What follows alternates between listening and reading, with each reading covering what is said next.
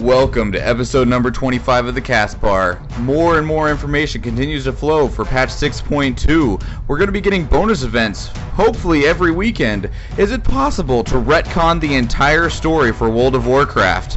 After that, we're going to wrap it all up with a review of Hellfire Peninsula. Thank you, and enjoy.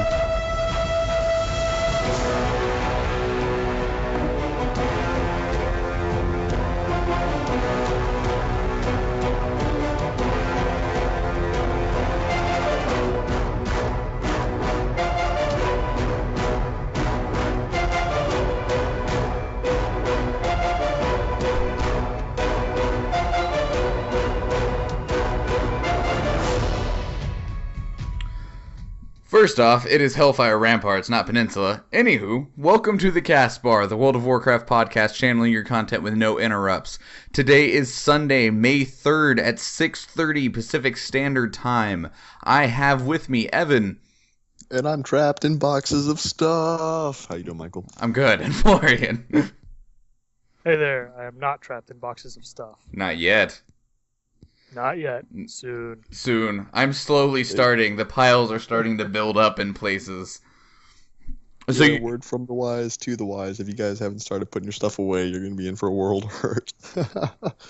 At this point, like, the problem is that we don't own that much stuff. So most of the stuff that, like, still needs packed is, like, stuff that we're still using. You know, like, food stuffs, food plates and stuff, clothes, and our computers. And that's about everything that's left, I think. Yeah, I thought the same thing, but it turns out I'm going to need to be checked into an asylum because I was delusional.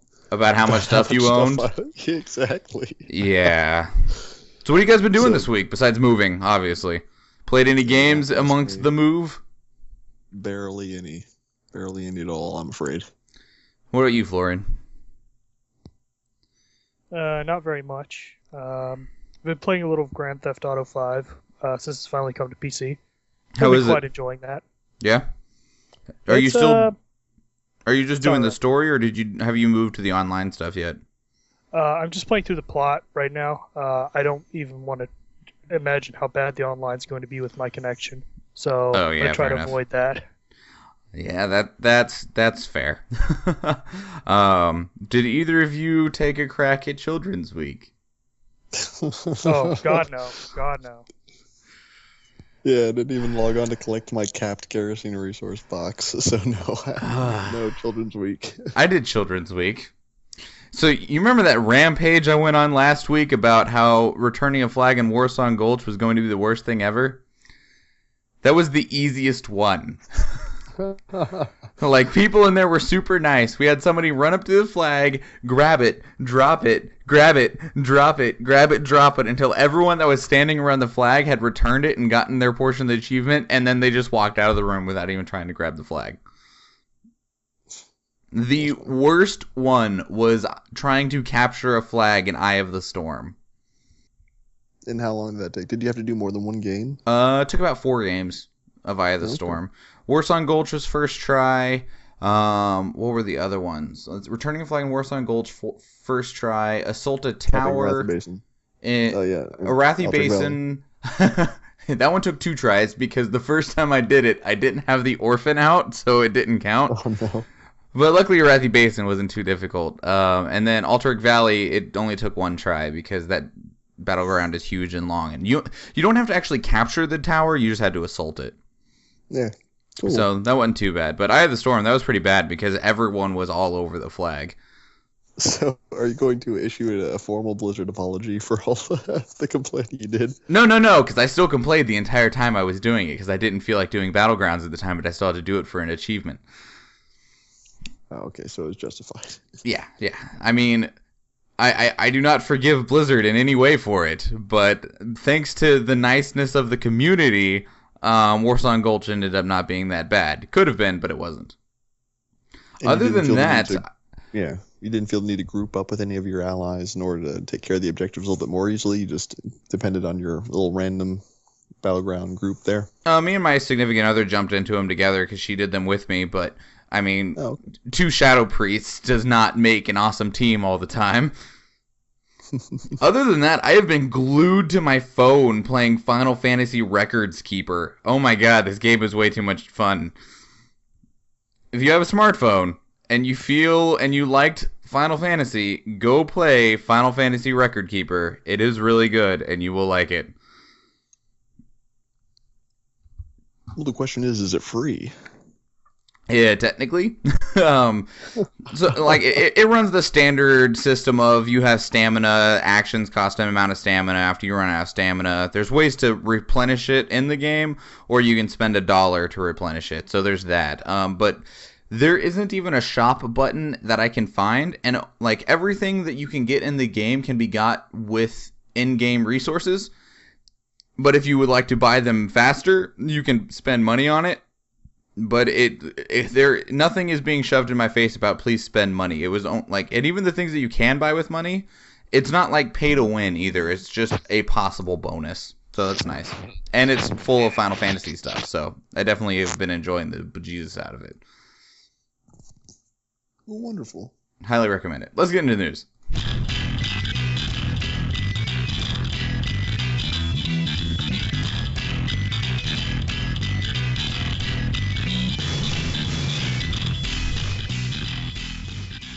Welcome to the news, everybody. So there is piles and piles of news still being released all the time for 6.2. We have plenty here again. I've tried to not bloat the news too much with information. Most of what we have right now is information regards to Tanan Jungle and bonus events. Let's go ahead and start with Tanan Jungle. They released a zone preview, little zone trailer of 6.2, and currently Tanan Jungle, they have admitted, is based off of the Timeless Isle from Mists of Pandaria and trying to improve on the systems they had there. How much time did you two spend on Timeless Isle? I spent quite a bit, because when I came back to the game after my little break during the middle of Mists of Pandaria, I was all about gearing up those ults, and I probably geared up 6 of them during the course of Siege of Orgrimmar in patch 5.4. So I became intricately initiated with all of the kind of nooks and crannies of Timeless Isle. So I would say I'm a pretty well-established veteran. And how about you, Florian? Well, I can't call myself a well-established veteran with a straight face. I can't say I spent my fair share of time there. I did quite enjoy exploring the place, so I did spend a lot more time there than I usually would have in a zone with so little actual plot. Well, it looks like you might have an opportunity to get more acquainted with such things, because they're trying to push for a Timeless Isle feel for Tanan Jungle without the things that people despised so much. So one of the things that they pointed out was that there's more jumping puzzles, but they're supposed to be less frustrating because they don't set you back as far. Because the jumping puzzles on Timeless Isle, if you messed them up, there was a long run to start them over. Right. But I don't really remember this being an issue, like a legitimate one that, like, there's tons of jumping puzzles in Spires of Iraq, and I was just like, oh, whatever. Yeah. Those are a little bit tough too, honestly. The only jumping puzzles I remember are the one for the rope-bound chest near the Firewalker's Rise, and the other one that you kind of have to jump down to from that broken bridge. Those are the only 2 I really remember. And yeah, the broken bridge one, of course, is a long walk, but it wasn't all that hard to get right, honestly. So I don't know exactly where they're coming from with this. Yeah, I'll definitely agree with that. In fact, when I saw this in the show notes where it said jumping puzzles, I was kind of taken aback because none of those are really difficult enough that I would call them a jumping puzzle with a straight face. It's just a bit of jumping. Yeah, I mean, there's only been one jumping puzzle at this point that was in Spires of Iraq that I had a problem with, and I'm pretty sure I was just doing it wrong. No, I think a lot of the jumping puzzles in Warlords are pretty tough. The lunch leftovers, the lunch box in Talador, that was a pretty tough one. And a lot of the Spires of Iraq, to get the archaeology fragments especially, require a good bit of coordination and creativity, I think, or at least perception, to be able to figure out, what am I doing wrong? Where do I need to be jumping from? This and that, Oh, you know what, though? I do remember a third jumping puzzle that was pretty tough, and that was getting the satchel off the pirate ship. Right. That and that might just because I'm a Tauren, so I have a handicap. I don't know. I know that you wanted to be a gnome when you were doing that one. There was also the one where you had to jump on the stone pillars right there next to more of the yak men, right as you started to go up the hill on the left. But I mean, none of those. One, you only needed to do them once a week if you even wanted to do them, because the rewards out of those weekly chests were pretty garbage. But even then, like, the hardest one, in my opinion, was the boat one. Because, yeah, absolutely. Like, the rope puzzle, if you just looked straight down on your character, you could line things up pretty well. So, I don't know. But apparently there's going to be more jumping puzzles and they're going to be less frustrating, apparently. But, whatever. If it's more like a puzzle that's designed to be, solvable a certain way, and it's not like here are some textures and it's more like wall walking into Mount Hydril back in classic WoW, then I think that'd be cool. If it's a deliberate puzzle that's kind of fun and it's doable, and you might have to twist your brain a little bit in order to do it. I'm welcoming that kind of thing, because there wasn't a whole lot of that in the past. Like treating WoW as a platformer, it was basically there's terrain and everything, but you don't really need to interact with the terrain in a difficult or challenging way in order to do everything normally. Introducing that as a part of a kind of fun mechanic to get some extra rewards, to reach treasure chests with little toys, I think is a good way to kind of increase the three-dimensionality of the game, increase immersion a little bit. Strangely enough, I think it makes it a little bit more immersive if I'm kind of interacting with the terrain. And, optional, of course, because if you're playing on a laptop with a trackpad, God help you. If you're trying to do these jumping puzzles, I wouldn't want to make them have it be mandatory for a scenario or for a dungeon. Right. Well, like, the only thing is, like, I would like to see more interesting jumping puzzles. Like, WoW isn't meant to be a platformer, but I wouldn't complain if they had some areas that were platforming. Like some blocks that are moving or something to make it a little bit more difficult. But I mean, I don't know. That just comes down to timing. I don't know. Yeah, pretty much. And then you introduce lag into the situation, but yeah. Whatever. There are other more interesting news topics, I guess. No, jumping puzzles is the entire news section. It is what is most important. More guidance and story makes sense considering this is a technical zone rather than, just like a little extra island that nothing really happens on outside of the smallest section of the legendary quest line is the only thing that I remember happening on the Timeless Isle. I'm pretty sure that was the only thing. Past that, though, one piece of news that I am happy to hear about is that there's going to be easier to acquire toys and faster spawning rare spawns. So, like, my favorite toy from the Timeless Isle is the old polished stone, odd polished stone, whatever. The one that give you a chance to freeze things and turn them gray when you kill them. That thing is cool, and it spawns from a boss that spawns every, 3 days. So, good luck getting it. And even if he does spawn, you don't have a guaranteed chance to get it. So, just cry. That's, obviously I don't have it. That being said, though, I mean, while that was frustrating, they took that into consideration. Toys are going to be from treasures, and other things are going to come from rare spawns. So, that's good. What do you think, Florian? I think that's going to be all right. In general, rare spawns are kind of annoying, especially the ones that are extremely rare, the ones that have multiple day respawns, and it just does more to bug people than anything else. Well, I think the reason that was one of the reasons that we went to the system that we have for rare spawns in Warlords in general, because now whenever you kill them, you just get whatever special little thing they drop, and you can never get it again. So they can make it where you don't have a reason to hunt them, just get it, kill it, and move on. And so that's why all of the rare spawns in Warlords have been on such a short cooldown, 5 minutes, because whoever just killed it has no reason to kill it again because they already got the special thing from it. But then it's not a rare spawn, it's just a event boss or a special boss. Really. That is correct. There's nothing rare about it. But I mean, honestly, I Bonus think mobs? the rare spawns of your you remember going around in the low level questing areas, and you see that silver portrait mob that has a funny name and a funny color, but generally resembles the mobs that are nearby to it. It could be there and it could be not there. And if you kill it, you have a better than average chance to get a green item or like a, a something. And those were kind of like a cool bonus. You happened upon it. It wasn't as good a treasure as would make you kind of seek it out or hunt it down.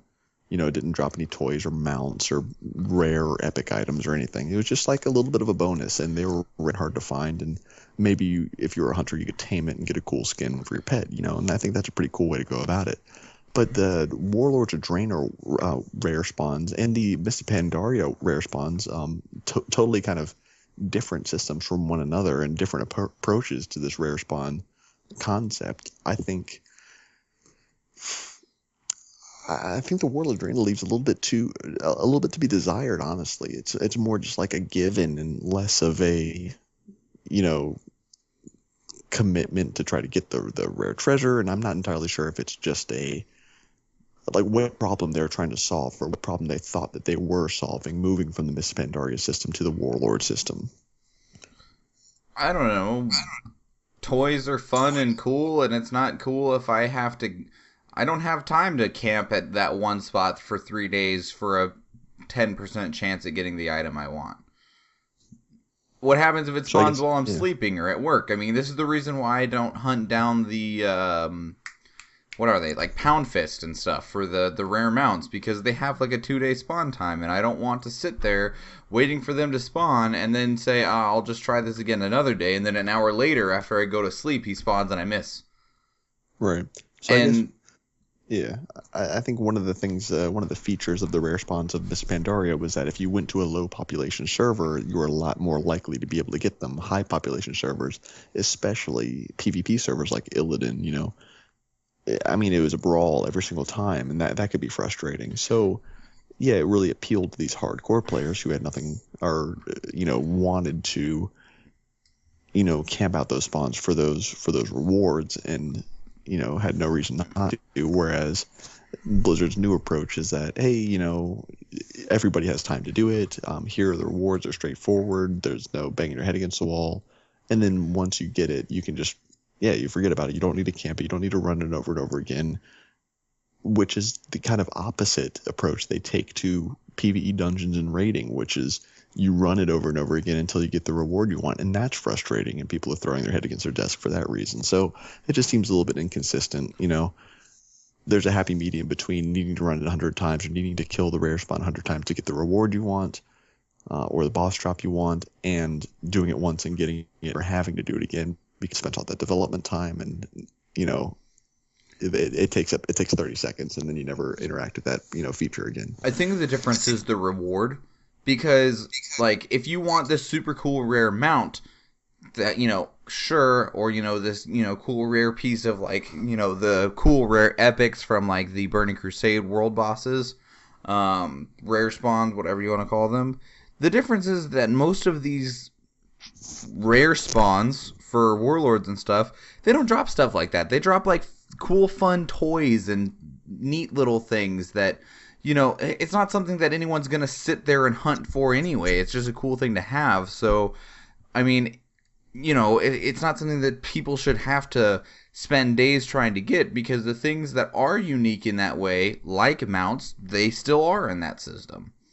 Right, you're right. Then they do have that dichotomy that I did temporarily forget about. You do have the longer cooldown rare spawns that do reward the dedication, and they do give that, greater reward, which is the mount, which I think that's the only reward. This the long cooldown rare spawns in Warlords of Draenor do give. There's nothing except the mount. There are no super rare toys you can get from those long cooldown rare spawns. Is that correct?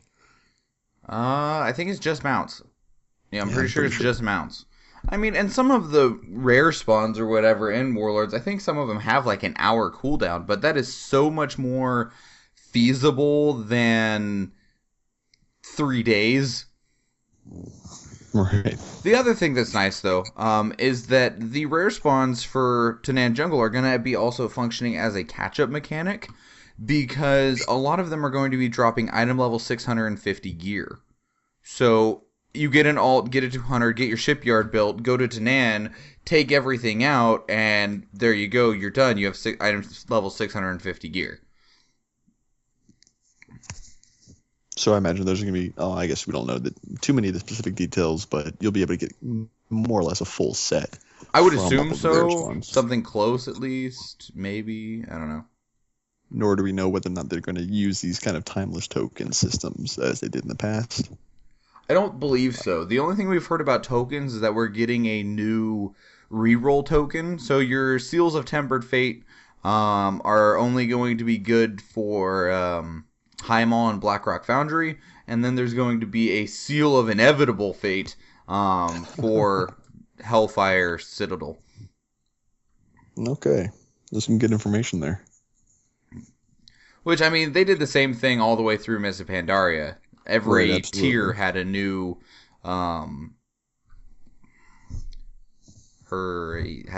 token, thank you, for a couple of raids, and then after that it went on to something else. Because you had lesser charms, and then greater charms, and Mogu Seals of Fates, and then the whatever they used for Siege of Orgrimmar. I don't remember what it was called. Warforged Seals. Warforged Seals, yeah. Personally, I'm really excited about Tanan Jungle because I liked Timeless Isle a whole lot. I thought that was a really great kind of new invention as far as like a system for a zone, catch-up mechanics, rare spawns, events, all sorts of things, treasures and ways to explore. And then they took that kind of style and they applied it to the entire Warlords of Draenor continent. And I think they did a really good job, and I think they improved upon a whole lot of their features there. And now they're going to do another kind of iteration, like a version 2.0 of the Timeless Isle in this Tanan Jungle, but they have the entire experience of the Warlords of Draenor development under their belt, and I'm really excited to see how it hits off. And this is good news for you, Florian, because as soon as you move and you get, less craptastic internet, you'll be able to just go to Tanan Jungle and do a little bit of work and have item level 650 gear. So it's, allows you to not be completely behind. Yeah, it'll be a very easy way to get back into raiding, which is mostly, what it's intended for and what I'm intending to use it for. I'm so glad that they're pushing for this type of system, because it's just something that's fallen, there was times, in Burning Crusade, people just didn't have the gear to even think about doing Black Temple or Sunwell, and so they just didn't get done. This allows content to stay relevant and actually get to be experienced by people. So, good news there. Two more things on news that I want to talk about. One is crafting and professions. Fell Blood is now going to be called Fell Blight, and it's raising some questions. Because it's going to be the new Savage Blood, essentially. It's going to be your new, high-end crafting material. And it's currently only gathered through gathering professions. And this includes fishing. So, and it sounds, from what I can tell, is that Fell Blight is going to be an herb that grows. So it's almost an herbalism exclusive. But you're going to also be able to find it while you're mining, fishing, skinning, etc. The problem here, unless you can grow it in your garrison, which they have not said that you can as of now, is that it's going to completely remove the idea of that anyone can do any profession through their garrison, because you are removing the open accessibility, because if you don't have a gathering profession, you won't be able to gather Fell Blight. Save for fishing, but I mean, come on. Yeah, I think that's a pretty important caveat to consider, is that everybody can be a fisher without restriction. Just because, you might not have leveled it doesn't mean they can't say this is the only way you can get it if you don't have any of the other traditional primary gathering professions. But we're not making it inaccessible at all to you. You just have to level fishing, simply, I think that would be a little bit of a cheap shot. Not everybody wants level fishing. Plus, with Savage Blood, we had more than one way to get it, and I think we'll definitely have more than one way to get this Savage Blight. I mean, the Gathering Professions, being one way. A second way is probably going to be Primal Spirits. A third way is probably going to be work orders in the herbalism, garden. Personally, I believe that's something they will implement. And then garrison missions, and then also, can't you get Savage Bloods out of some kind of treasure schatzels from time to time, or am I mistaken there? I have no idea. I don't think so. But yeah, multiple avenues, because I think with the high-level crafting, items needing these specific kind of high-end reagents, I think Blizzard wants to make it accessible. I don't think they want to kind of pigeonhole it, unless what they're trying to do is kind of pay penance to all these people who kept their gathering professions even through this period of severe obsolescence, especially I still have miners. mine. So a little bit of a reward for sticking with it. Well, because there's no guarantee that we're going to have this system next expansion. And I honestly don't think we're going to. So I made sure to keep mine because I had this feeling that next expansion they're going to be relevant again. But by the sounds of it, it might be this patch they're going to be relevant again. I think that would be upsetting if they made it only available through Gathering Professions. I don't think Blizzard is going to do something that upsetting.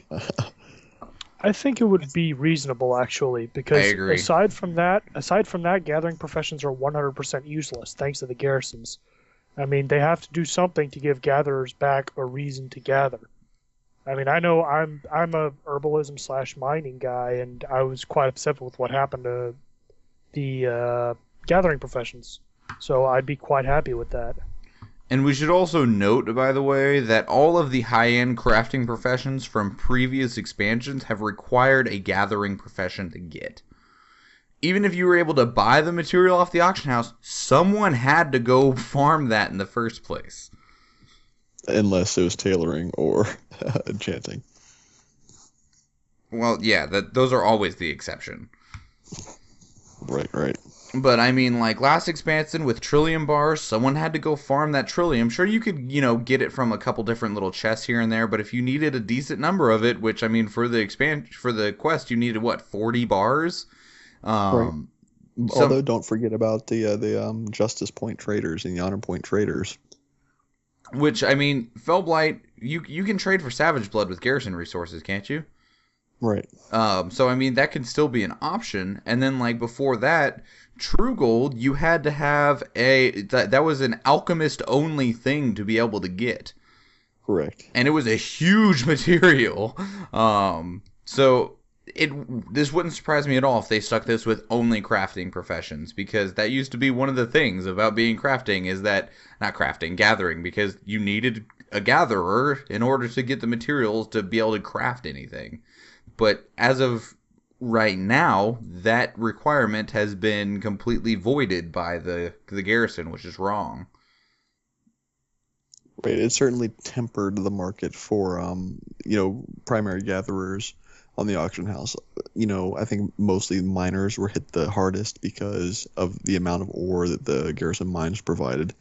Herbalists hit less hard. I think skinners less hard still, just because of the way the kind of barn worked, and because of the way the garden worked, especially with not really being able to choose what grows, and in what quantities. You can choose, how you change your seeds, of course, but I don't think it made them entirely obsolete. Miners, maybe it did make them entirely obsolete, considering how many people were kind of farming their garrison mine at that point. But I think it would be a little bit drastic just to make it only gatherer accessible for this new material, just to kind of make reparations. Honestly, I don't think they'll go that route.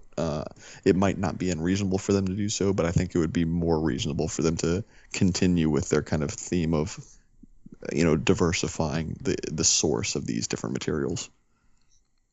I disagree. That's just my prediction. Yeah, it might not be the truth, but that's my prediction. We'll see how the cards fall. And we got one last thing in the news, and that is that we talked about time walking and how they're doing these special time walking events and how it's only going to be for like 3 days on a weekend.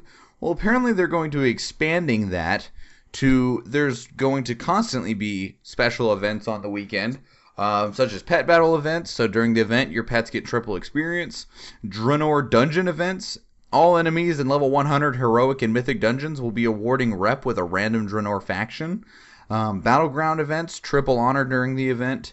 The time walking dungeons, arena events, so arenas will award triple honor. And the other one that they've said is a Apexis bonus event, which Apexis crystals will be found much more frequently and in much larger quantities across Draenor. So, like, right now you can go kill a level 100 mob and it might drop you, like, 2. So what I'm thinking is that you'll be able to kill, like, level 98 to 100 mobs, and the 100 mobs might drop, like, 20 or something. I don't know. Right, yeah.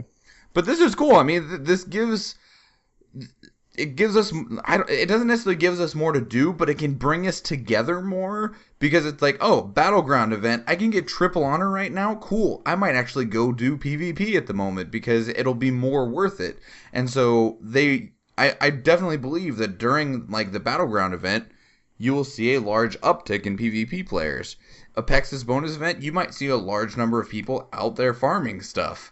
Draenor dungeon event, I cannot say how as long as it doesn't award like 1 rep, being able to farm rep in dungeons again will make me so happy. Yeah, I agree. I think that'd be a good change, and I'm liking what I'm hearing with the event ideas in general. I think this is a really good kind of spread of different events. I think it'll appeal to a lot of players. I'm hoping the PvP community won't get too frustrated with the amount of non-PvP dedicated players coming in during these weekends, but I guess we'll have to see. Well, on that note, real quick, the thing that I would like to point out, like, in accordance to, like, my rant about the Children's Week, the difference is that if you get a bunch of people to just go into a battleground just because they're going in for, more honor or whatever, their sole goal is to do the battleground.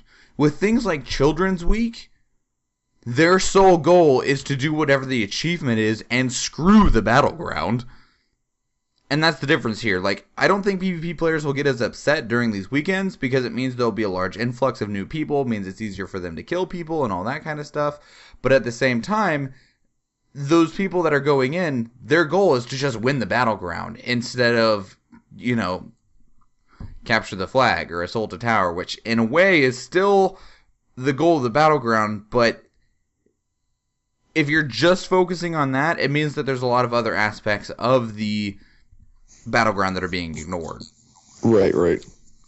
Florian, out of this list, can you think of any other events that you would have liked to have seen? I mean, obviously there could still be more, but is there any that you might like to still see be implemented?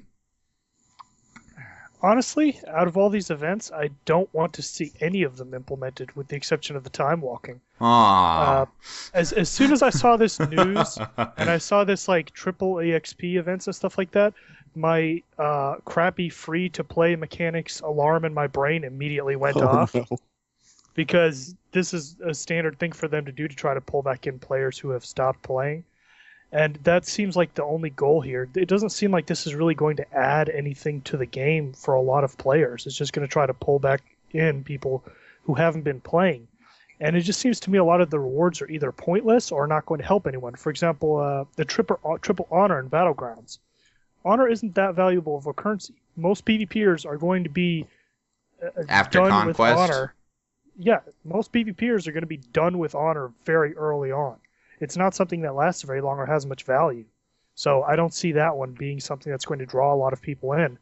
And then you've got other things like, for example, the Apexis Crystal, which on the official, where we've seen it announced, it made it seem like more Apexis Crystals would be dropping from mobs and more mobs would be dropping them.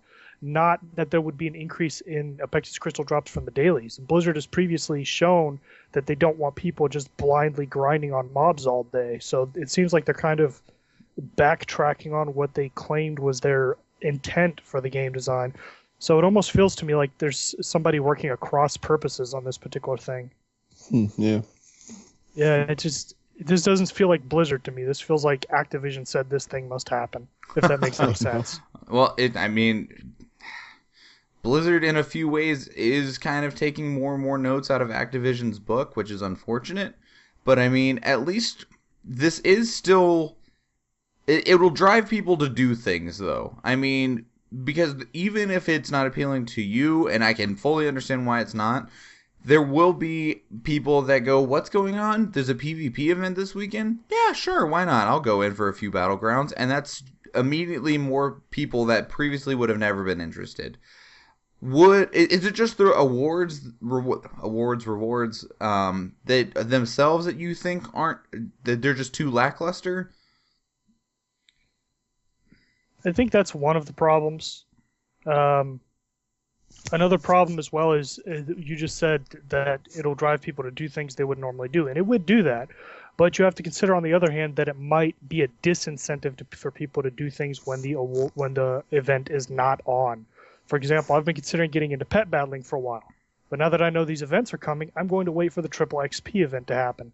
I'm specifically delaying something I would otherwise be doing simply because I know an event's coming. And with WoW players being as excited about efficiency as many of them are, and efficiently using their time to maximize what they get out of it, I think that's going to become an issue. Yeah, but wouldn't that be part of the kind of intent behind the design? Meaning, if you're going to have 20 people who are going to do a pet battle in a given month, why not try to incentivize them to battle on the same day? So you bring that smaller community together. I don't know about that. I still feel like it might disincentivize some people. But we'll have to see how it plays out. I'll tell you what... Yeah, go ahead. It could just be, like I said, when I saw it, I immediately got this like free-to-play alarm going off in my head. So it may work out just perfectly fine. But my first gut reaction, it's not good.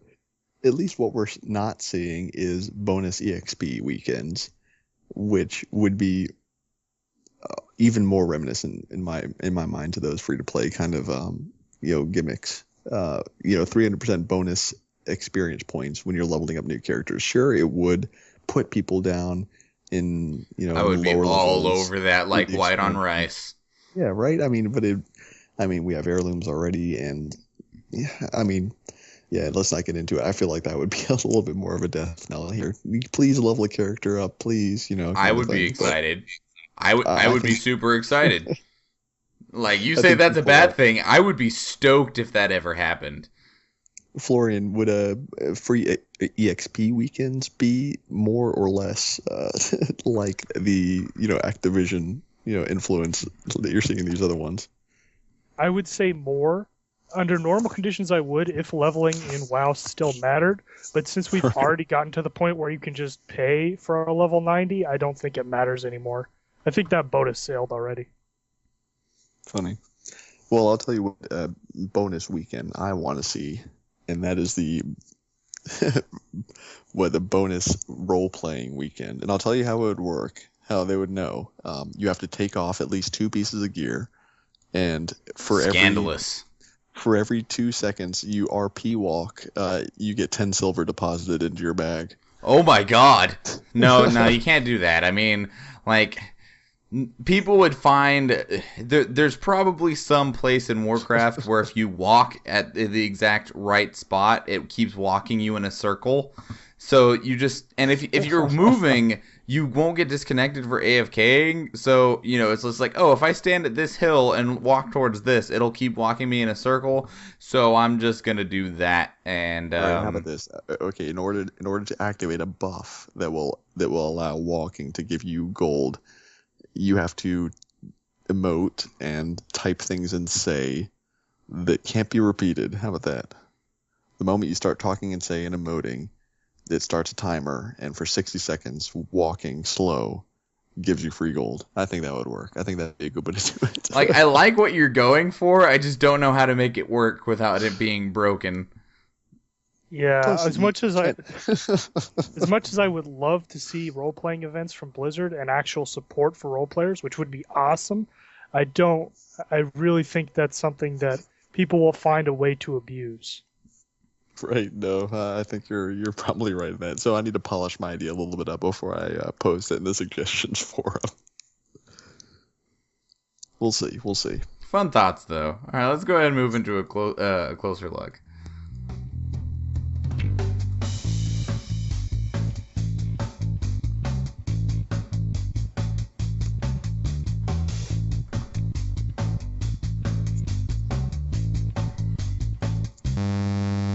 Whoa. Did you guys hear that too? Do you mean the part where your music just stopped? Yeah, okay. I'm making sure I wasn't crazy. Anyway, I'll see if its file's messed up or something. Anyway, so welcome to a closer look, everybody. Short section that we do where we talk about something that isn't necessarily newsworthy in Warcraft, but we just wanted to give it a little bit more of a discussion. So there was a post on Reddit a couple weeks ago that was in regards to the lore for the game must be incredibly confusing to new players. And I'm going to just read what his post said real quick. All right, young Pandaren, you have gotten here from your isle, and you see that guy? That's Garrosh Hellscream, war chief of the Horde. The other guy, Vol'jin, he's also the war chief. Don't ask questions. It just works like that.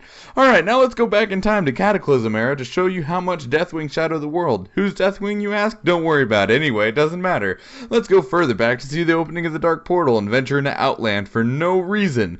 Oh my god, the Lich King has awakened and you must defeat the plague, even though it's been defeated in your timeline already. And now that you're done with that, let's go back to Cataclysm era to show you the new zones that appeared. Why? Because eye candy. Anyway, let's go back to the original timeline. Where's Garrosh, you ask? Why is the Veil destroyed? Oh, well, that's a long story. So we better just move on. Now go to Draenor and kill him. Good luck! It's a pretty succinct description of the whole thing. And so, before we go into this, the thing that I want to just state is that Blizzard's answer to this is normally, wherever you are in the game, that is the currently, for your character, what is currently happening. So some sort of crazy multiverse theory of when you are in Northrend and you are questing through Grizzly Hills, that for your character is technically what is current time. There is no Deathwing. There is no, anything past that. What is happening right then and there is the only thing that matters. Is Blizzard's very weak excuse for the whole timey-wimey, nothing really lines up anymore stuff. So, me flying around Hellfire Peninsula right now, technically, all of this is happening right now. We haven't blown everything up. Magtheridon is still alive down there, screaming at everything. I'm still on the quest to stop Illidan. Even though I'm level 100 and have killed Illidan God knows how many times and stopped, the last 3 expansions worth of bad guys. The only thing that is actually current is Illidan. I can suspend my disbelief and buy into this if it weren't for the, going back and forth, because you said it, especially the big hang-up is that levels 1 through 60 isn't pre-Cataclysm anymore. It is Cataclysm. And those storylines are all about, Garrosh and him being a jerk and Deathwing going around blowing people up, and that's how it starts. That's level 1, And then we go into Burning Crusade, and then we go to Northrend, and then we come back, and then we get closure on the Cataclysm story. But we've gone from the future to the past and back to the future again. I feel like if levels 1 to 60 were insulated from the Cataclysm, and the Cataclysm happened only in those, 70 to 75, right? 80 to 85? 80 to 85 zone. Right. If I was kind of insulated to those special zones like Oldham and Twilight Highlands, then that would be a little bit easier to believe, honestly. And we have Vastir and Mount Highjaw insulated kind of already, All these zones are separated. I don't understand. And I understand that, the revamp and wanting to revitalize some of the really old mechanics from the classic WoW and the old quest lines and the story and everything. But yeah, you've messed the timeline all up, so I feel like it's a little bit jarring. If it was still the original vanilla zones, then this wouldn't even, the whole Pandaren thing, that aside, that's a little bit, different, because, the whole coming off the island and the way that the Pandaren get introduced stuff, let's not consider the Panda starting zone for a moment and just look at everything else, where you do just start at the beginning of the zones and everything that's Cataclysm related has already happened. Mm-hmm. if those were still vanilla zones, this wouldn't even be a question because everything would still be in its correct continuity of the storyline of progressing through things. But now it has been all mucked up. And one of the other things is that so often now your home is Stormwind and Orgrimmar, save for Storm Shield and Warspear.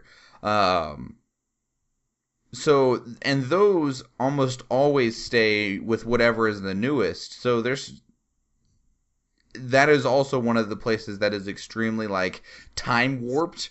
Is the capital cities. Exactly, and one of the things that would be pretty jarring, it was mentioned in the Reddit post, was the leadership changes. You can't just have Thrall as a fixture because he's already gone, and Garrosh came in, and now he's gone, and now we have Vol'jin here. I mean, in the same right in the throne room in Stormwind. I mean, we used to have Lady Prestor and Tiny Anduin as the king, or the prince, or the leader there. And then with all the storyline changes, now we have Varian Wrynn there, of course. And I'm thinking, why can't we just have Lady Prestor there, level 1, and see the development of the Black Dragonflight go through the Blasted Lands or the Badlands, or what is it called? The Searing Gorge, I guess, and the whole Black Dragonflight storyline, going through the Blackrock Spire to develop that story, maybe even go to Onyxia's lair just to develop the actual city of Stormwind kind of lore and storyline, and see the progression, not just be kind of thrown into this jumble where you're fist fighting Varian Wrynn, and then you go off to the Burning Crusade and this and that, and he's not even there, and it's... I feel like maintaining the continuity would be a lot more easy to digest for people who especially want to understand the story and just simply can't. Well, I think the issue with this comes mostly because what I wrote in the show notes is the curse of MMOs, especially for one that's been around for 10 years, and the format. Because, like, Guild Wars, the first one, it works this way, like you were describing. But that's because out in the actual zones, you don't see all of the other players. You can go out there with other players, but they have to be in your group, and then that zone is your group's only. So they are able to do it that way, and you can re-experience the story for that zone every time you go into that zone because they're able to reset it. But WoW being the open area like this that it is, it can't work that way. Which is, I mean, just because of the way that WoW is set up. But Florian, I want to hear your take on this before we go any farther, because I'm a lore buff. I love lore, but you still beat me out on lore big time. So I want to know what your thoughts are on this. My thoughts are that this is an absolutely massive mess right now. Honestly, I know Blizzard meant well when they did the whole Cataclysm revamp, but I think updating level 1 through 60 to Cataclysm lore was probably the worst move they could have possibly made, and they jumped in and just did it. It would have been much smarter for them to just keep the original vanilla quests, but just streamline it and make it a more pleasant experience, if that makes any sense. At our current point, where we're at right now, I don't think there's much of anything that can be done to fix it. There's always the option of phasing, which will have us end up with a very Guild Warsy sort of experience, which can be done. Blizzard has shown that they have the technology to just phase stuff. So I could see that possibly happening in the future if there's ever another low-level questing revamp, which will probably inevitably happen at some point, but maybe in the far future. Well, no, I agree. I think the technology is there for the phasing, but it is still clumsy, especially when grouping with somebody else. I was recently doing my intro quests on a new character, level 91. Intro to Warlords of Draenor with a buddy over Skype, and I think I was like 2 quests ahead of him, and it was hard to communicate, go up this ramp, no, go over there, where are you? Oh, you can't see me, but I'm right here. This and that. What are you looking at? What quest are you on? Send me the quest text. Oh yeah, go kill the ogres. Follow me on your mini map. It's not if there's gonna be a bigger emphasis on phasing, if they actually do try to kind of, you know, not to say that they're ever going to do this, Florian, your idea like rephasing it. I'm thinking the big example in my mind is Thousand Needles. It was dry, and then somebody flushed the toilet, and now it's full of water. I want to. I want to see it like you're describing, being able to go at level 30 into the gulch there, and then fight all the centaurs, and then go kill some harpies and steal their eggs. You know what I'm saying? And then when I come back or something at level, I mean, honestly, there's no. At what point would you experience that content with the flood? Because when you come back in the Cataclysm times, you're level 85. I mean, there's no reason to quest in Thousand Needles because the quests are still like level 25 now.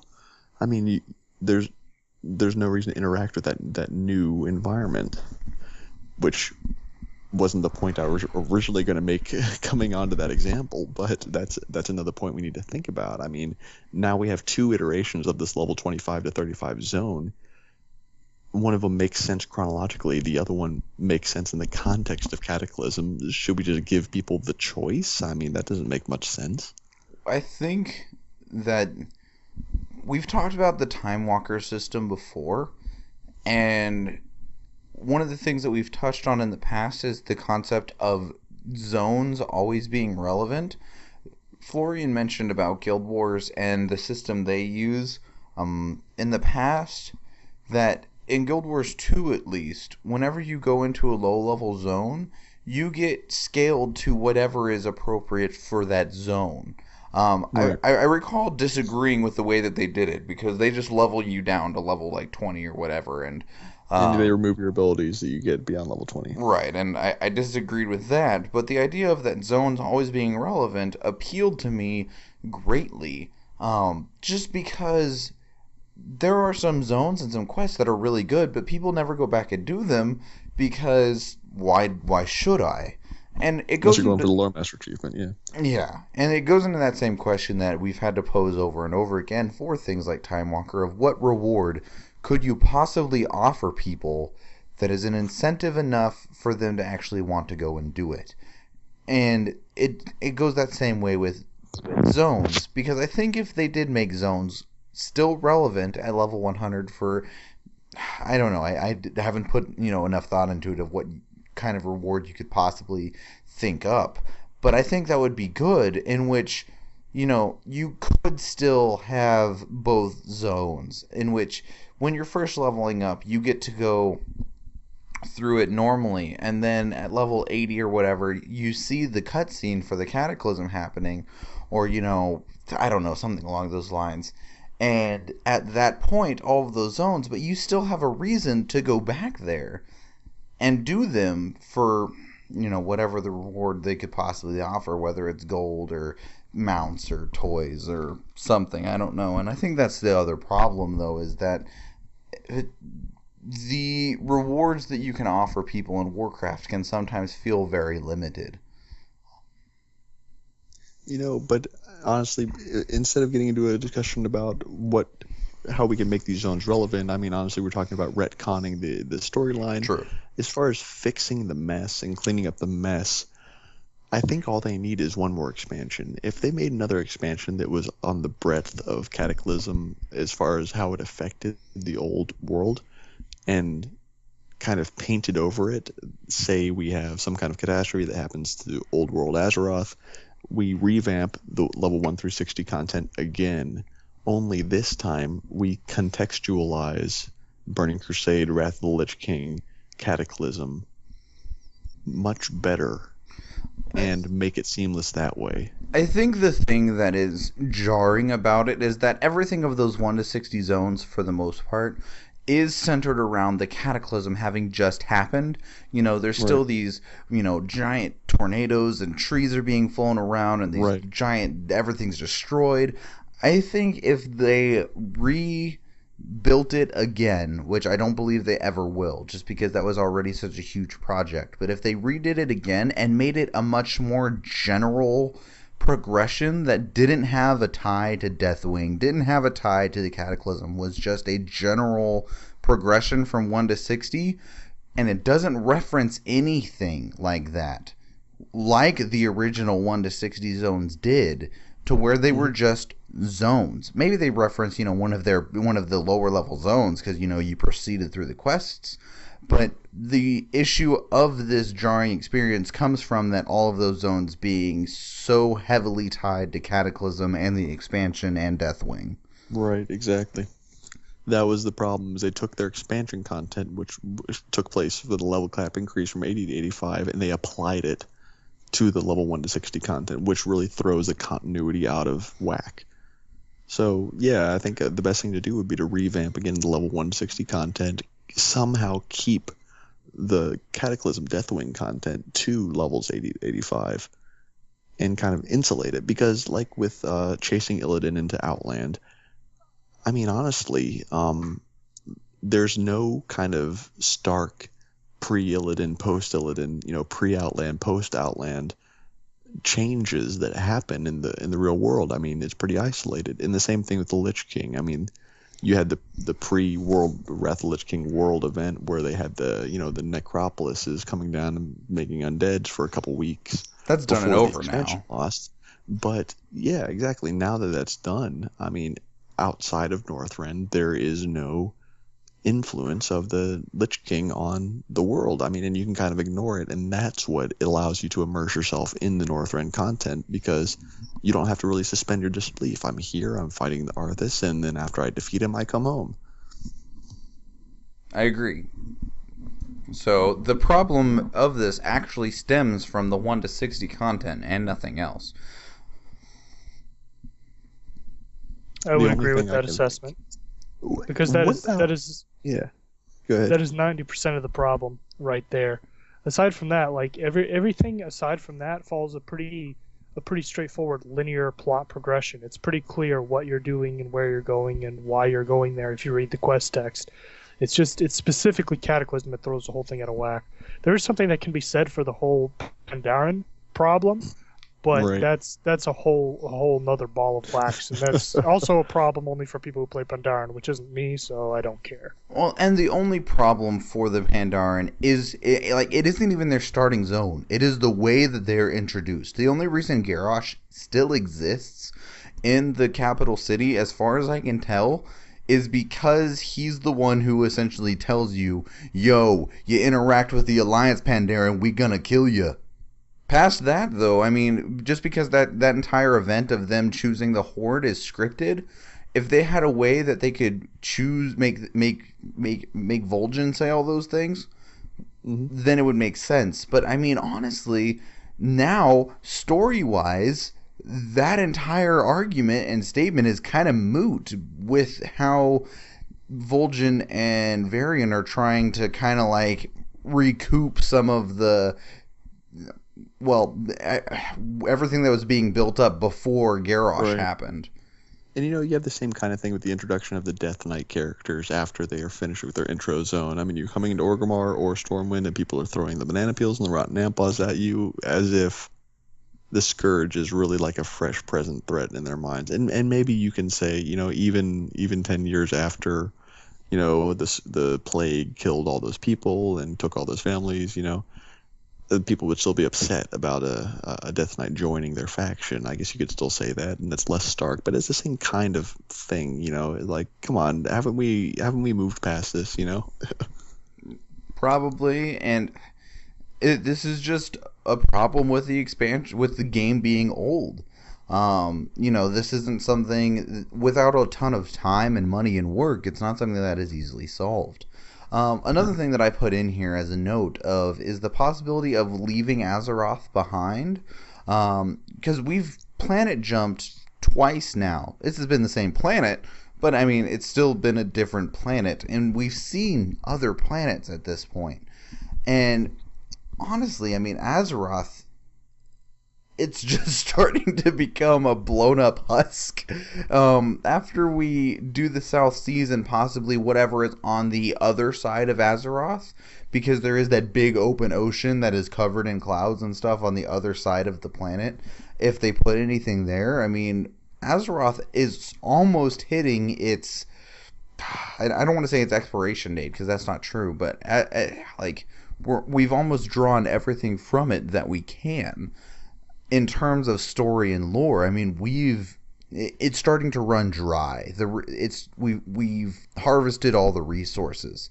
So I mean, maybe we just, start writing it off as, like something you write off on your taxes, as we're done with this, let's move on. And maybe that would be something that I'm thinking would be too close to becoming like World of Warcraft 2, but I mean, it just, Azeroth is starting to age in terms of the game.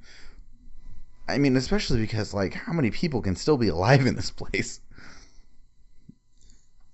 Yeah, seriously, I don't think they'd ever abandon all of this level 1 to 100 content and then start anew, like maybe 2, 3, 4 expansions from now, to the point where a level 1 character would start in a completely new place on a new planet, and then we would ignore all of the Azeroth lore, I don't see that happening. I think, Ret-Con, revamp or not. That would fix the problem, though, Azeroth. if they started somewhere else. And if you do create a system to where you can go do old zones for relevancy of some sort, then they can just go back and do it. I think after a while they're going to realize they can't build that tower any higher. It's like building a skyscraper. You can't just build it 2,000 stories. I mean, eventually you're going to start stressing. You're going to start, subjecting the structure to different kinds of forces than whether or not you can just balance it on its head. It's going to start, crushing itself under its own weight. And I think the same thing is going to happen with all of this WoW storyline, all this lore. It's going to start collapsing under its own weight unless they find some way to recycle and reuse the stuff they've already created in order to create like a more, to pull a political buzzword, a sustainable storyline that lets you, start at level 1 and go to level 100 and then start at level 1 again, only you're level 101 and you're going through the same story. Something to be able to creatively level up your character without going through this linear progression, because it can't be linear forever. I'm gonna say my prediction for the WoW future isn't going to be new planet, new everything, start from scratch and do the same thing all over again. I'm gonna say that they're gonna go sandbox. They're gonna go level where you want. We're going to do this Guild War style, every zone is relevant story, and you just explore and do all the content. Right now, there's a big faction divide. There's a lot of continental divides where if you want to level from 10 to 20, you have 3 or 4 different choices as to where and what quests you want to do. And that's a lot of wasted content. That's not sustainable. Make it so that every story is relevant, every leveling range is relevant, and all of a sudden you have 4 times the content that you had. You can go to level 400 with the amount of quests and dungeons that we have, in my opinion. Probably. That sounds like, honestly, a really good idea that in the long term would have to happen. Long term, the only options are either something like that, where they either open things up in order to make use of all the content and get rid of the problem that way, or they'll have to just stop the whole thing and just be like, okay, we're done with World of Warcraft, here's World of Warcraft 2, which now has a consistent storyline within that game. Right. And EverQuest has done that, and I don't know if you can call that successful. I'm sure it was successful in its time. But dividing the community like that's always really a sore thing for a developer or game company like that to have to do, I think. And then you have Blizzard talking about the 10-year anniversary, saying, here's the 10 more years of World of Warcraft. I don't think they're joking. I think they're serious. I think they want to keep it going without kind of rupturing the storyline. That's true. I mean, I'm sure they do, and that's a good thing in general. But I don't know how long that's really going to last overall, because the simple fact is, like, even if they wanted to permanently continue with World of Warcraft and its lore within the game itself, at a certain point they're going to have to go to a new game simply because the game's engine is eventually going to run out on us. I mean, even now that this is built in the Warcraft 3 engine, which even now is really, really old. Warcraft, the engine is starting to be stressed. They have made this engine do some magical things that I'm sure 10 years ago they would have never dreamed of being able to get it to do, but it will, like, it already shows its age a lot. Like, even, like, the thing that's kept it alive is WoW's, quote, cartoony style, end quote, but it's starting to not hold up anymore just because of how far the technology has come in the last 10 years. And in 10 more years, WoW will, like, even if it's still alive, will look like the nastiest piece of junk on the side of the road. Yeah, I think at that point it'll be as appealing for modern players at that time as Ultima Online is today. You can still technically play it, and there's still communities of people who are excited about it, but Right. it's just it's horrible to look at. It's just ugly. It's like, Well, oh don't forget god. that with the Second Age Ultima Online's, I think, second expansion, they had released a new engine, a 3D engine with it, and it was never very popular because of the classic look. And the classic perspective was, well, the perspective was the same, but that look, that 2D kind of sprite look was, you know, the kind of enigma, the characteristic that people were kind of attached to. And I think, you know, WoW and what separates it from kind of Skyrim, you could see the two side by side and say, oh, well, there's no comparison. WoW's kind of cartoon style graphics, and Heroes of the Storm is the same kind of thing. League of Legends is the same thing. I think what that other MOBA style game is the same kind of, you know, painted, not photorealistic style, and I think people dig that. And I haven't seen any players on the market, any gamers or games on the market rather, that do the same kind of style, but with a drastically updated graphics engine. Honestly, I think WoW is still relevant. The thing that I would say on that, though, with, like, Ultimate Online and the sprite system that what you're talking about, is that now has its own classification as retro gaming, which Right. we have games coming out now that are Right, exactly. designed to look like Ultima Online. That is a legitimate modern day style. Whereas WoW, it doesn't have that classification. People aren't making games to look like WoW. People aren't making games to look like Super Mario 64. Regardless of how good those games were or /are, that is not a classification because it's in that growth era. You have retro and then you have today. Just because that there's tons and tons of games that are phenomenal in that middle area, you're in the middle of the spectrum at that point, and that's not necessarily where you want to be. Well, at any rate, I don't think that they're ever going to redo all the textures on WoW to fit some kind of brand new style. Like, they're never going to turn WoW into a Skyrim photorealistic, you know, first or third person, you know, adventure MMO. There's too much artwork.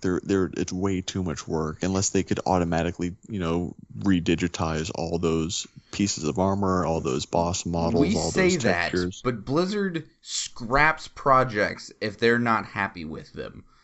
They scrapped Titan after like 8 years and had tons and tons and tons of art for it, and they just threw it away because they're just like, you know what, this isn't working. So Right. While you say it's too much work and it'd be too much lost assets, these assets have paid for themselves many times over. While from a business standpoint, we would love to juice them for everything they can, and not that WoW is anywhere close to dying by any stretch, you still need to consider the future as more of just this'll do. But I think we're starting to get into a little bit of a different topic. Agreed. We can have an actual WoW to the future of WoW discussion at another time. The original thing, though, was the retcon of the story, and we managed to tangent ourselves all the way here. So, let me just ask both of you this, and I think I already know the answer. If they just fixed the 1 to 60 content, that would just fix all of these problems, right? If they continue to make the future expansions be in their own separate areas, like Pandaria, new continent, new planet, new continent, whatever. South Seas will probably be its own whole new continent, or, whatever the next expansion is. I still really hope it's South Seas. I'd be so excited for that. Regardless, as long as it's apart from the main land, the main story, or however you want to phrase that, then this continues to work perfectly fine, correct? Yeah, I see no problems with it as long as we're going to a new place every time we enter a new era in time. These kinds of mix-ups don't happen. The only reason we have this issue right now is because Azeroth is kind of split. Well, it's not split between 2 times, but because it doesn't make sense in terms of the leveling. As long as each new higher level area is in a different location, I think that's not going to be an issue. Okay. Yep, and I agree. If you iron out all the kind of hiccups and the snags in the storyline that don't make sense due to continuity, if you fix it all once and then just make the next expansions carefully, then it will work. But when you introduce a new race, you're going to have to introduce them to the cities without introducing them to the leadership, I think, in case something happens with Vol'jin or Varian Rin, and now we have somebody else in charge. I mean, you don't want to... you want to just stay consistent with the whole thing, making sure the whole storyline makes sense, and they're able to see that changeover in context when it happens. Just to avoid the Pandaren, paradigm we have now. Right. All right. Paradox, not paradigm. Yeah. Okay. Well, I think that about settles that. Let's go ahead and move on. Let's go ahead and get into the review.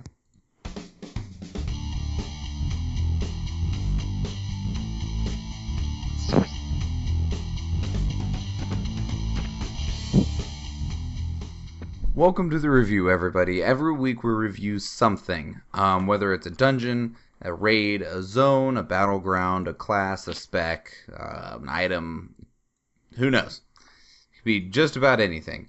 And this week we're going to be reviewing Hellfire Ramparts. It's a 5-man dungeon in Hellfire Peninsula. It's the very first dungeon that you do when you get to the Burning Crusade. I think it's currently accessible at level 58. Mobs in it are about level 59 to 61. There is a heroic version where everything is level 70. We break the review section into 3 different parts, and that is ambience, gameplay, and lore. Ambience is what you hear, what you see, how you feel, all of that. The music, etc. The gameplay is the trash, the mechanics, the boss mechanics, the loot, the progression, etc. And then lore is obviously the story. Evan, would you like to start us on ambience, please? Yeah, sure would. So one of the cool things about the ambience of this place is that you can see most of this dungeon from the outside. You can go up and walk around in all of the places in the hallways and on the landing pads where you fight the last 2 bosses. So it's very integrated into the actual scenery of the zone. The kind of scenery itself, though, is a little bit flat in my opinion. You have this stone citadel. You don't go inside very much. Most of it's from the outside. It's a rampart, which is kind of like, I guess, like described as a balcony or the walls of a keep or castle, I believe, from which you defend it to people who are attacking. And honestly, it's got stones, stone walk paths, balconies, the parapets or whatever. And there's some boxes, wagons, supplies, basically. So you can say this is kind of like a supply storage area for some reason. I don't know why they wouldn't put it all inside.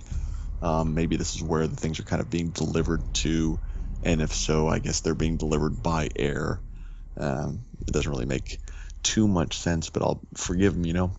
The decor, I guess, most of the kind of scenery and the junk on the ground that kind of gives it a real living feel is just boxes with a horde symbol kind of labeled on them, food items, campfires, tents, that kind of thing, just for the guards to kind of sit around in. And that's basically kind of it, honestly. But one of the cool things and the redeeming things about the ambience of this place is the fact that you can look out and you can see the sky and you can see the surrounding zone in Hellfire Peninsula in general, and the way the last boss, I forget the name. I'm gonna say Asmodan by accident. Azradan, right? And Nazan, his dragon, his nether drake. I think that's pronounced Vazarudin, but Vazrudin. Okay, so I don't know.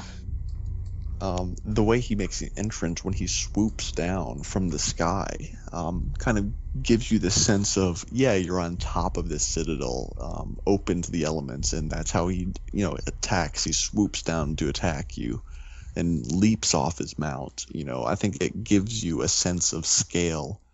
You really are outside. It really is Hellfire Peninsula, and I think trying to convey that in an instance is difficult.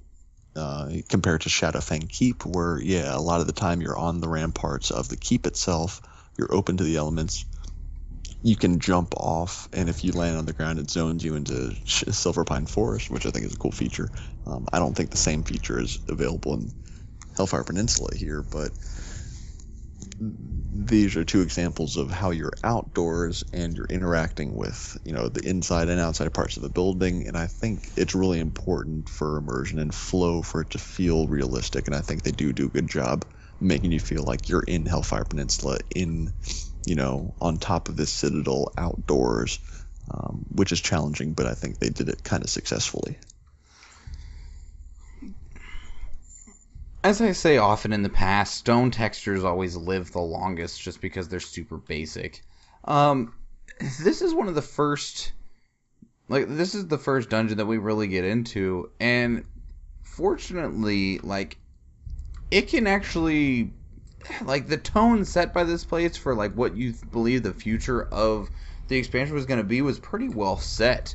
Just because it really gave you that look into, what was going on, and everything is tons and tons of Warcraft is based around war, but this place just has such a huge presence to it, because when you're flying around the Citadel and stuff, it doesn't feel as big until you get even on these little pathways and stuff. Things just feel so much bigger when you're forced to be down on them, and this really does a great job of presenting that.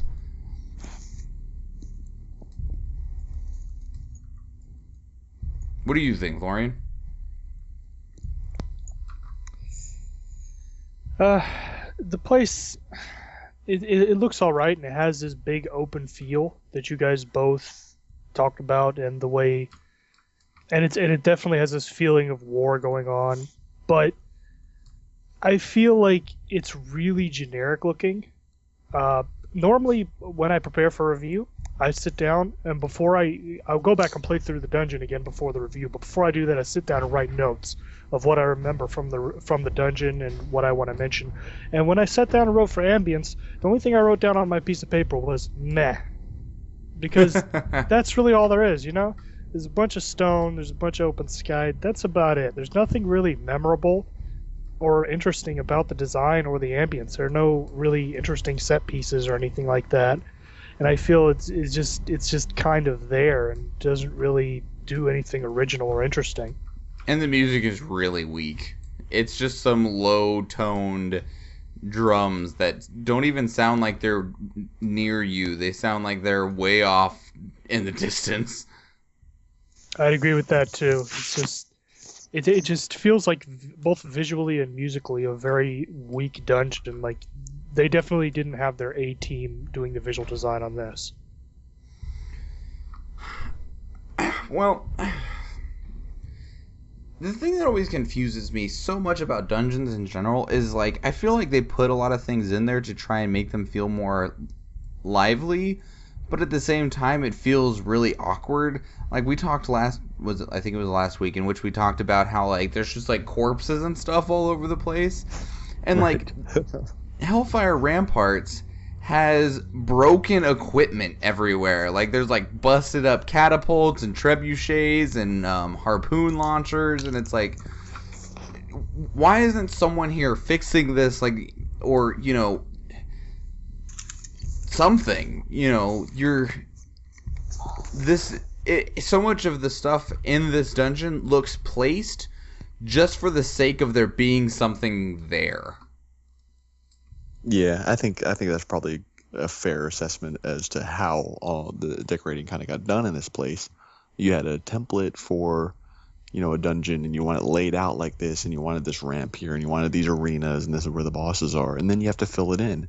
And that can be tough as a designer. How do I make this interesting? I have no thing to kind of go off of or grab onto except for, what are these bosses? Oh, it's a supply guy. Oh, it's a watch guy.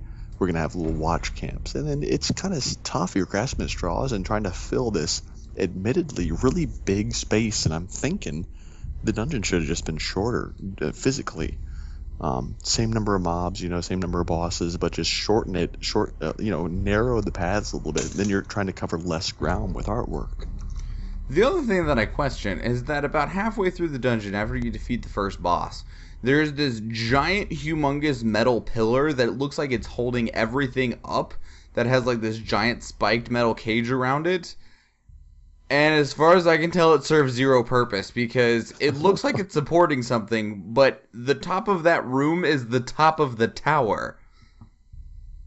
There is nothing above that. That is the top. That is the end. Yeah.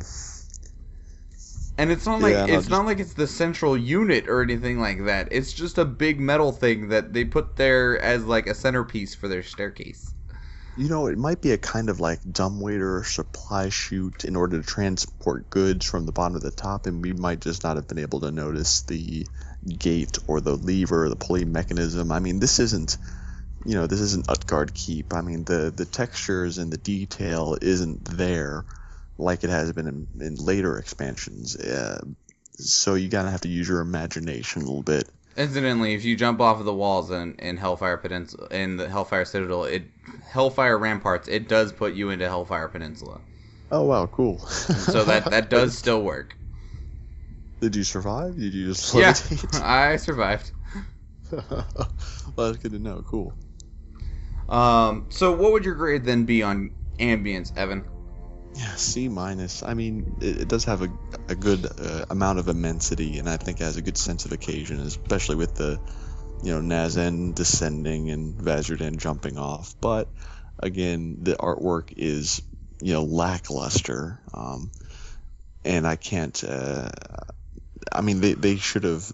I'm not gonna say what they should have done, but it doesn't really draw me in. It doesn't tell me a story. It just seems like filler. Sure. Florian. I would say maybe a D, because of many of the same problems that Evan brought up. It's very generic. There's not a lot there. No interesting set pieces or anything. It just sort of exists, and it doesn't even exist and look pretty at the same time. It's just kind of it's just there. The only good thing I can say about the art is that the art does exist. Yeah. Very well, and I'm gonna give it a D as well. There's nothing impressive about this. It's the starter dungeon, and it feels like it was made at the same quality level of a starter dungeon. Like, we're gonna put all our efforts into the end game stuff, and this is just gonna get you there. Yeah, pretty much.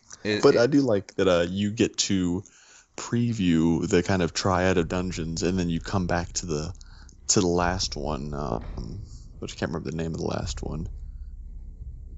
Never mind. Blood Furnace? No, the Blood Furnace is the second one, and then Shattered Halls. Shattered Halls. You come back to that, and then you start getting a little bit, I think, a cooler kind of experience. Definitely a lot more interesting an experience when you come back to the last one. And I think that does a little bit of justice. If you have to take these three dungeons and say which one you're going to put your end game content into, I'm going to say Shattered Halls every single time. but that's another review. Fair enough. All right. So next we'll get into gameplay. I'll go ahead and step us into gameplay. One thing that I would like to say about the gameplay is that there's a lot of trash here, and it patrols a lot, and you can easily pull way too much. Even though you have more power than you used to at these levels, I have seen many groups wipe right at the beginning because they pulled like 3 packs of trash. And yeah. Everyone apparently remembers that. And that's not bad. I mean, I think this is one of the first dungeons outside of maybe Stratholme or what is that other one? Blackrock Spire. Blackrock Spire. Yeah. That gives you this feeling of you're not completely invincible. Especially because you might have jumped into this right at 58 or right at 60 or something like that, and you can really open your eyes a little bit. None of the bosses, though, present anything. I don't know if I've ever seen anyone die to any of the bosses. I've only seen people die to the first boss because they pulled too much trash and the trash pulled the boss and the boss came and smacked them while 15 pieces of trash were smacking them. So I don't exactly make that count. Patrol. Yeah, and that boss patrols. I mean, so most of this is just like practice and training for how you should proceed through a dungeon normally. Another thing that bugs me, though, is that we are technically outside, and if I was outside the dungeon, I could mount, but I'm not allowed to mount in here, and I don't know why. Well, suspend your disbelief there. You're in a dungeon. Don't mount. But it's huge. Like, this dungeon, for only having 3 bosses, is actually quite a trek to get from one end to the other. And it takes a while because there's so much trash, which when you're leveling, that's great, because trash gives more experience than bosses. But it's not exactly awesome when you're just trying to get places. Right. Agreed. One thing that I would like to tell people about this dungeon, though, is that if you are ever interested in farming the dungeon, I would advise you have a hunter, because you can farm the entire dungeon from the entrance. There's this neat little trick that you can do only if you're a hunter. At least I believe you can only do it if you're a hunter. You walk in the entrance, and if you look right above your head, there is a path, there's a bridge there that leads to where the final boss is at. There's a mob that patrols right on the edge of the bridge closest to you. You can lob an explosive trap up there, and even if it kills him, it won't kill his friend, in which that friend will then run all the way through the dungeon and pull all of the trash all the way through the dungeon. And so you can easily farm like netherweave cloth this way, as well as there's a couple BOE blues and just greens and stuff. I mean, it's a quick way to run and farm the dungeon. That's delightful. Yeah, it's a neat little trick. If you ever need netherweave cloth for any reason, and they're all humanoids, it's all orcs, so they all have a chance to drop netherweave. Just run in and lob a trap up there, and then proceed to pull the entire dungeon to you. It'll even pull the first boss. Huh. So, little note for you. Other than that, though, I don't have anything to say on gameplay. Well, I'll say some things on gameplay. I feel like I say this a little bit too much, but this place has complicated mechanics as far as trash. And I say complicated because, yeah, it's really easy to pull ads. And I think this is a good thing because of how it prepares you as a tank, especially, and also for DPS and healers, to be quick with your CC and all that, to do harder stuff in the future. I think, dungeons should progressively kind of test your mettle, as you level up from 1 to 100. They should get difficult. They should be tough. They should be tough because it's a crowded, fiesta of mobs, I'll say. And if you can't be careful and avoid pulling mobs, then you've got, more to learn. And if you don't ever get into a sticky situation where you have 10, mobs on you, and a patrol comes, then, how are you going to how are you going to learn how to blow your cooldowns? Because as we know, level 1 through 60, I would be surprised if any tank had to blow a single cooldown, honestly, like your Icebound Fortitude or your, Fortifying Brew. It just doesn't really, it's not really required in this low level looking for group content. So when I see, tight clusters of mobs, and I think I might have said the same thing when we reviewed the stockades, it's super easy to pull ad groups, and I think that is good because it makes you slow down, it makes you be careful. In this dungeon fest from 1 to 60, Quick pop heroism, blow everything, kill the trash. Exactly, you don't get into a sweaty situation. I think you're just kind of sprinting through all these dungeons, and of course, if you're a veteran player, you can still sprint through this one too. You know how to gather up casters. It's not all that difficult, but if you're a neophyte, you're going to run into a little bit of a sweaty problem here. Wow, sorry, that sounded a little bit more. That's kind of gross. This problem is going to make you sweat, is what I'm saying. Especially with all the patrols. I especially like the different trash in this place. The Hound Master that will say, hold them off while I, grab the hounds, and he'll spawn 4 dogs, right? And you have to kill him first, There's ad priority, which is something that isn't really a thing until this dungeon and the leveling or continuum. Kill the guy before he summons the dogs. In a group of 5 mobs, you have a target, and people can focus on him. And that's new. I mean, you have these groups of 3 Shadowcasters that will cast Fears. Those are important spells to interrupt. Watchkeeper Gargamel has 2 healers, and this is like the very first boss where if your damage isn't totally heirloomed out, you need to interrupt the heal, and that's the first mandatory interrupt that you see going from 1 to 70 or whatever. I can't think of a single other boss that you need to interrupt anything, honestly. It's mostly just like a mindless zombie cakewalk until you get to that point. Again, arguable whether or not you really need to do anything, depending on how well geared your group is, but it just serves as a kind of milestone, I feel. What else is different? You've got lots of patrols again, as I said, and that landing after you kill Watchkeeper Gargamel and go up the spiral staircase and kill the next group of Shadowcasters who are channeling on the little small guy in the middle. That landing has like 7 different mobs in it, 2 of them patrolling around, and that has to be pulled with surgical precision in order not to get any mobs, and those are the kinds of things that are challenges that are before that point in the leveling continuum not really all that present. So I feel like gameplay wise, this dungeon offers a lot, especially as far as learning and experience for tanks, DPS, and especially healers too. So I'm not going to turn my nose at a place like this. I think it serves a really good purpose. I think it's a good gameplay anchor for the entire expansion. I think it really sets the tone for the expansion itself. Would you agree, Florian? I would agree to a certain extent. I will say that in the past I've only gone through this dungeon as a DPS or a healer.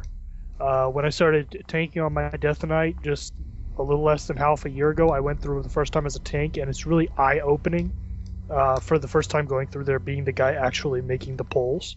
A lot of those pulls are tricky, and like Evan said, it teaches you a lot of basic tanking skills that you otherwise do not get to use in the lower levels, simply because everything is two-phase roll easy.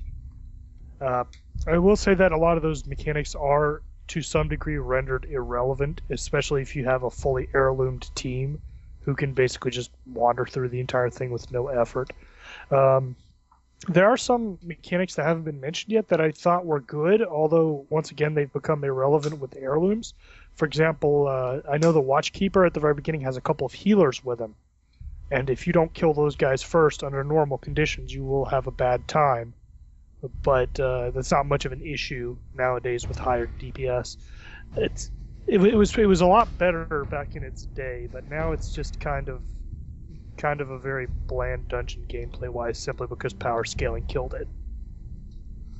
So what then would you give it as a grade, Florian? I would give it maybe I'll say a C+.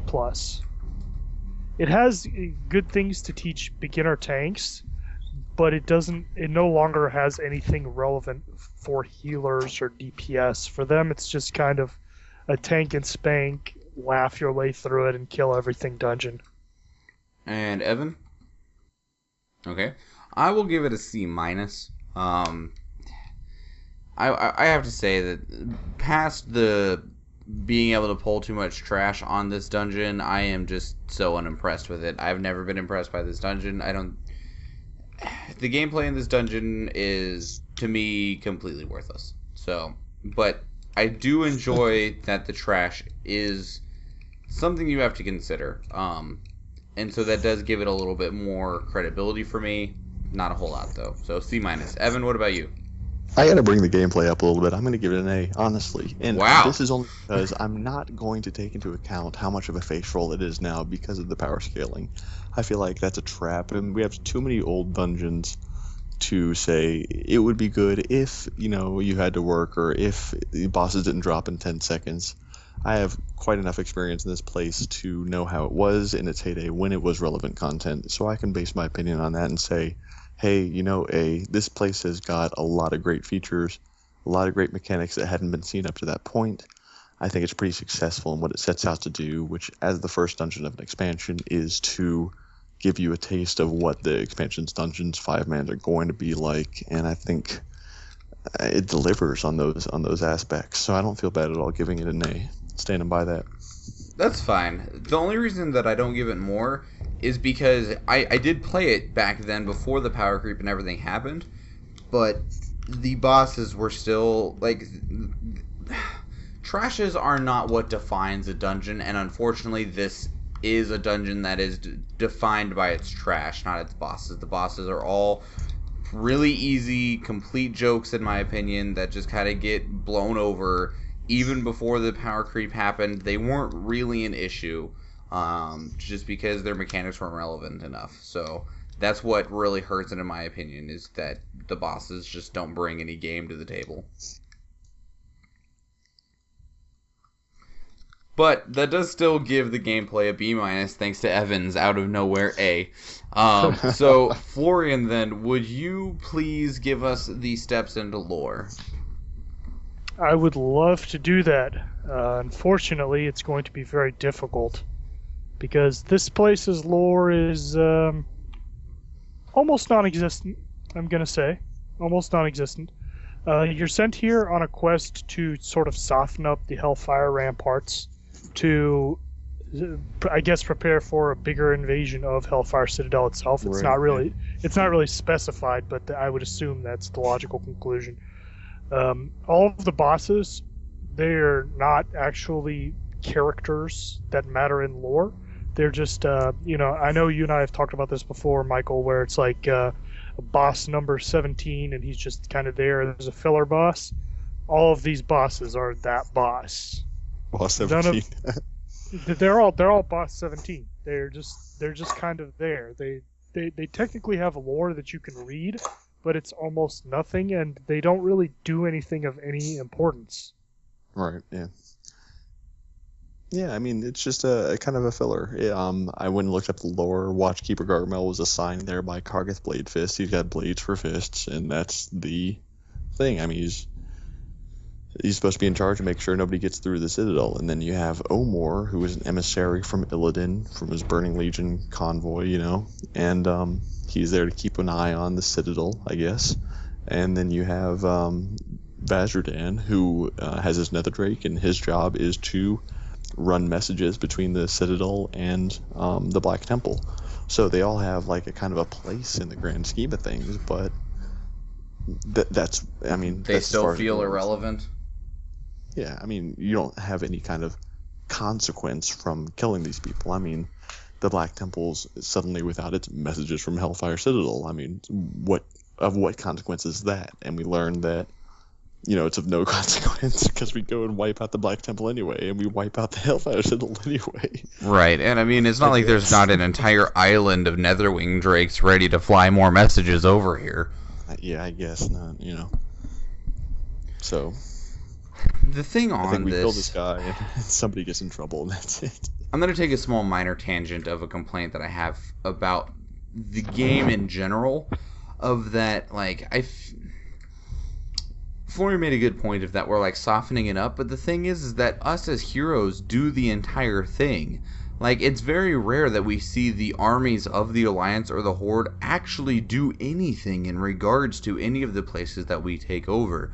I mean, in Blood Furnace and Shattered Halls, you're going deeper and deeper and higher into the power levels of the Citadel, and it's still just you. Even when you go to take down Magtheridon down below, it's still just you.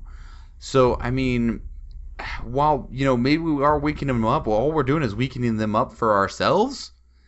And, like, you know, taking Black Temple, we, not the Alliance or the Horde army, we sneak in the little side gate, go through the sewers, and stop everything. Like, the only reason that Azeroth has any civilization anymore is because we are fighting its wars for it.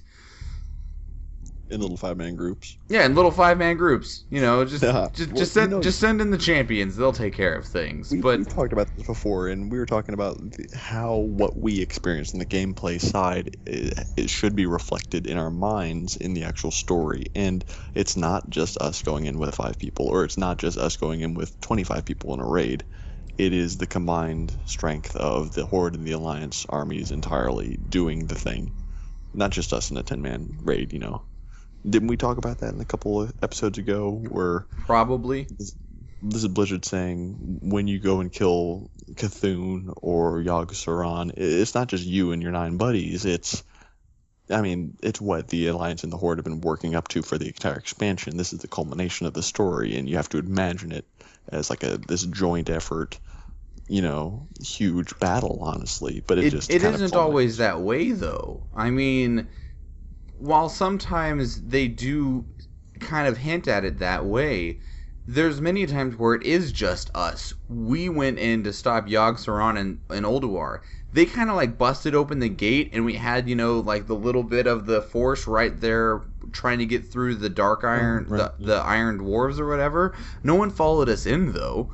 And the times where the forces do go with us, we see them, like Ice Crown Citadel and like Siege of Orgrimmar, where we did actually see the other soldiers alongside us fighting and stuff like that from the Horde and the Alliance. So while we can try to say that it is like a suspension of disbelief of that we have the army beside us, I don't always think that's necessarily true. Because, like, in this dungeon, the only people here are 3 people at the gate that are hiding because they're the only ones there. And I don't know who it is for the Horde, but for the Alliance, it's Advent Scout Chadwick and his 2 recon guards. In stealth. Yeah, in stealth, who don't help you, even if the mobs come to them.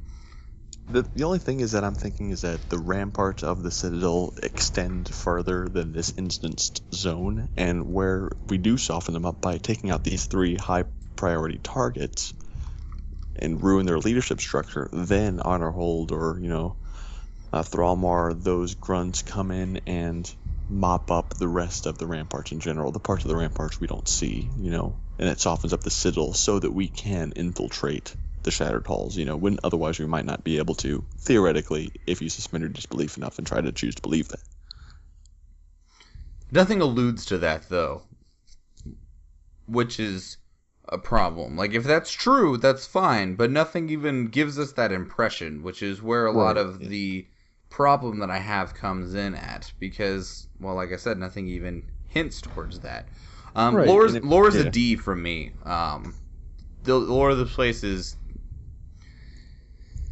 Yeah, I'm going to go with a D-, actually, because there is nothing here. There is what you two have said, which is barely enough to keep it from being a complete failure. Evan, what would you say? I'm going to say a D, too. And yeah, it's like there's nothing in this lore that makes it, you know, worthwhile. It's just, you know, Boss 17. I like that expression. I like what you were saying about it doesn't really seem like the rest of the NPCs of this Horde Alliance really help us do anything. But what I would like to see would be the kind of thing that we saw at the introduction to the current expansion, where we went to the Blasted Lands and we, did all these quests and said, wow, they're busting through the portal, got to clear them out. And then as we were getting ready for the portal to open, on release night, you had Khadgar there and a couple of important figures and then a host of kind of random adventurers.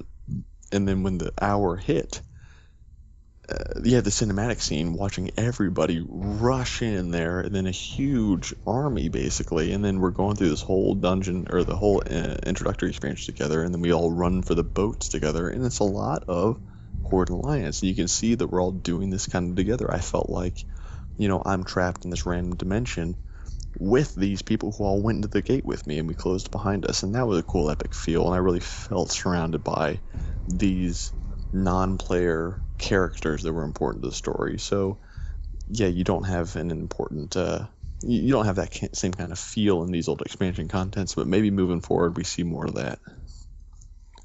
Maybe. Florian, but D. lore grade. Oh, go ahead, Evan. Yeah, but D. I think I said that. Oh, okay. Florian. My lore grade is going to sit at a D-. The only reason it's not an F is because the lore technically exists. There is lore. So and it does serve a purpose. It's just an incredibly weak purpose. They turned in the assignment. We do have a logical explained reason for going there. There is a quest that leads us there. So that does make sense. I just don't like that there's no follow-up and that it has no relevance to anything, but it just is what it is, I suppose. So that puts ambience at a D. That puts gameplay at a B-, and lore at a D-. So what does that average us out to? Like a C-? C-, yeah. I still feel like that. I didn't realize when I threw this up there of how harsh this dungeon was going to get it. And if it wasn't for I would also like to remind people, if it wasn't for Evan's A in gameplay, this dungeon would be getting a D or a D+. Best. Which basically equates to, it's a dungeon, congratulations, you exist. Like, I really think it's a clean dungeon as far as gameplay. I think it works. It leaves nothing to be desired. Lots of dungeons work. It doesn't mean they're good. I don't know. It's not good overall, as we've seen, but yeah, the gameplay works. If every dungeon was like Ramparts as far as gameplay, I'd be satisfied. Oh, it's like, I'm glad you put on that stipulation as far as gameplay, because I was about to just be like, well, no, get out of here. Can you imagine the Throne of Tides only with as good of an ambience and lore as this one? It's like, oh, okay, it's a fish, and that one's a Naga 17. Just, yeah, not interesting, lackluster. Oh, well. Just gonna stop you there before you go any farther, and just we love Throne of Tides. Just stop. Just stop. Didn't we give Throne of Tides like a C? What? Or did we gotta go back and look at that? I think it was a good grade. I don't remember. All I know is that I'm just displeased. I remember enjoying Throne of Tides, so I don't know. I don't remember exactly how that review went. Anyway, welcome to the end of the show, everybody. Thank you for listening. Thank you for being here. We didn't have any questions for the mailbag today. Please, please, please. We love mail. We love questions. We just don't get any. You can send any feedback or questions or topics that you'd like us to talk about onto the show via email, which is thecastbar@gmail.com. Send us a tweet at castbarpodcast, or call and leave us a voicemail at 508-738-2278. You can find all of our shows currently on iTunes, Stitcher, and YouTube. We do have a website in the works. I hope to have it up and fully operational and ready to go by next episode, so you can look forward to that. credit where credit is due, and that is for our bumpers. All of our bumpers, I may have cut them and put them together, but all the music itself has actually been created by a gentleman named Kevin MacLeod. You can find all of his work at incomtech.com. It's all licensed under the Creative Commons license, Attribution 3.0, which basically means you can use it and give him credit, or you can buy it and not give him credit. I think you can buy his entire library for like $40. So I didn't want to give him money at the moment because money's hard. Anyway, if you'd like to find me, you can find me on most easily on Twitter at Schwahn Michael, SchWahnMichael. You can also find me on like all social media under that same tag. I have an Instagram, I have a Vine, I have everything. Yeah, you can also find me on Reddit if you want to find me on there. I'm very active on Reddit, and my tag is Schwahn, SEHWHN with a capital S. I don't know if Reddit counts capitals or not. Nope, I don't believe so at all. I don't think so either. Anyway, Evan, where can people find you? People can find me most easily on Twitter. My handle is at EDCWow. Wonderful. And Florian, I don't think your threat worked last time since we didn't have any mail this week, but just in case... where are people able to get a hold of you at? Well, they can still get a hold of me by emailing the Castbar and emailing the show a question.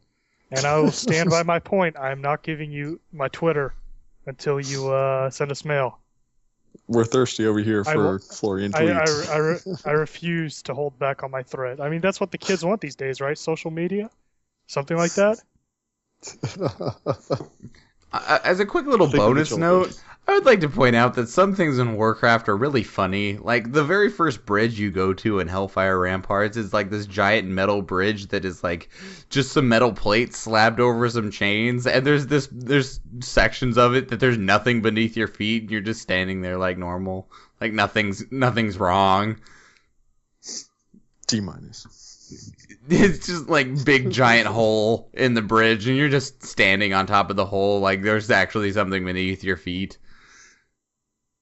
Like, this is the most, like, hang on. Look, this bridge makes no sense at all. Like, you would have to jump over portions of it to actually use it. And this is apparently supposed to be something that they use frequently.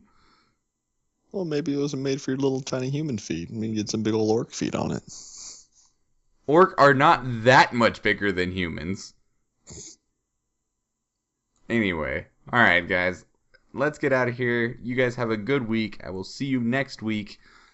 Enjoy. Thank you. And I'm hungry. You are out of time.